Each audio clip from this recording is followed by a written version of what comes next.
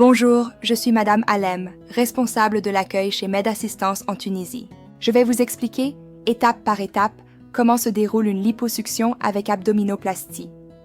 Suite à votre demande en ligne, votre conseillère vous enverra ce message qui détaille tout le processus et vous appellera pour répondre à toutes vos questions.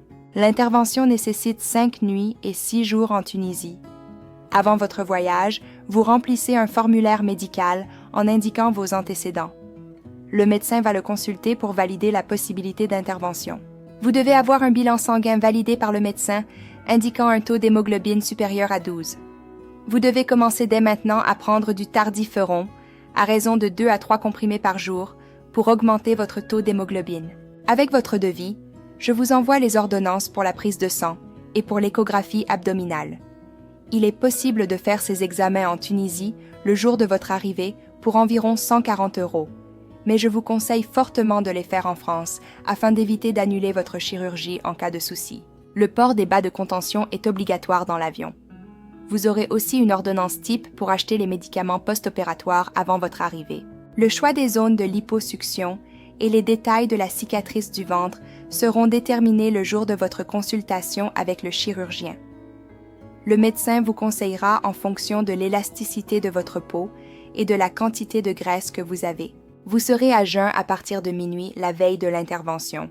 Ni boire, ni manger, ni fumer. Après l'opération, vous aurez une gaine de contention à garder jour et nuit pendant 6 à 8 semaines. Vous pouvez l'enlever uniquement pour la laver ou pour la douche.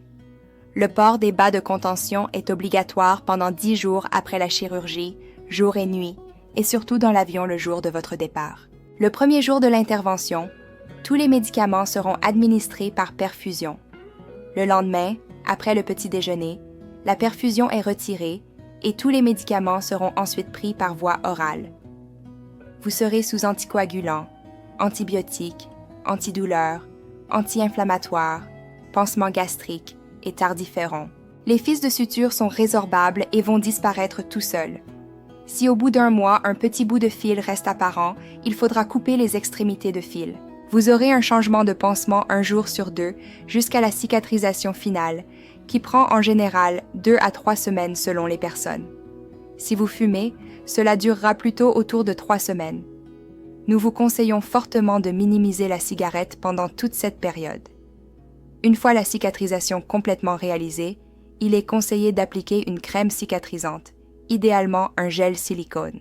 Avant de quitter la clinique, vous recevrez une ordonnance de médicaments pour la suite en France, une ordonnance pour le changement de pansement, ainsi qu'une ordonnance pour le drainage lymphatique à raison de 3 séances par semaine pendant 4 à 6 semaines. Nous pouvons même vous fournir une ordonnance pour le matériel à utiliser pour les changements.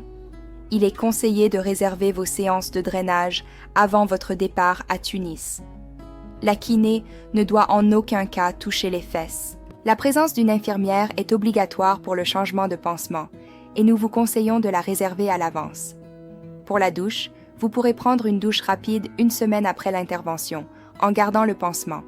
Il faudra ensuite le changer. Vous pouvez reprendre le travail après 10 jours si votre activité ne nécessite pas d'effort physique. Pour le sport, il faudra attendre au moins 8 semaines et demander l'avis de votre médecin selon le type de sport.